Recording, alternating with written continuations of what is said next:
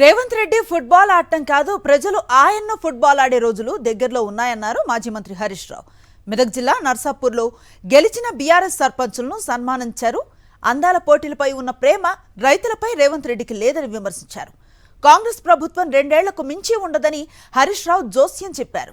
ఎవరైనా ఇబ్బందులు పెడితే రాసి పెట్టుకోవాలని, బీఆర్ఎస్ ప్రభుత్వం రాగానే వడ్డీతో సహా చెల్లిస్తామన్నారు. అన్ని వర్గాల ప్రజలను కాంగ్రెస్ సర్కార్ 2 ఏళ్లుగా మోసం చేస్తూనే ఉందని మండిపడ్డారు. ఏదన్నా మంచి పని ఒకటన్నా అయిందా? అందాల పోటీలు పెడతారు. ఎవరికి పనికొస్తాయి అందాల పోటీలు? 100 కోట్లు ఖర్చు పెట్టి అందాల పోటీలు పెడతాడు రేవంత్ రెడ్డి.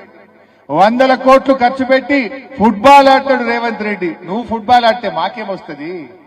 నిన్ను ఫుట్బాల్ ఆడే రోజులు దగ్గరలోనే ఉన్నాయి బిడ్డ రేవంత్ రెడ్డి. నువ్వు ఫుట్బాల్ ఆడు కాదు, నిన్ను ఫుట్బాల్ ఆడతారు తెలంగాణ ప్రజలు. ఎందుకంటే సింగరేణి పైసలు 10 కోట్లు, సిఎస్ఆర్ పైసలు 100 కోట్లు, గవర్నమెంట్ పైసలు 5 కోట్లతో స్టేడియం కట్టి ఈయన ఫుట్బాల్ నేర్చుకుంటాడు. ఎవరికి కావాలి? బీఆర్ఎస్ ఉన్నప్పుడు, మన గవర్నమెంట్ ఉన్నప్పుడు సింగరేణి పైసలతో స్కూళ్లు కట్టినాం, కాలేజీలు కట్టినాం, పిల్లల చదువుల కోసం ఆలోచన చేసినాం.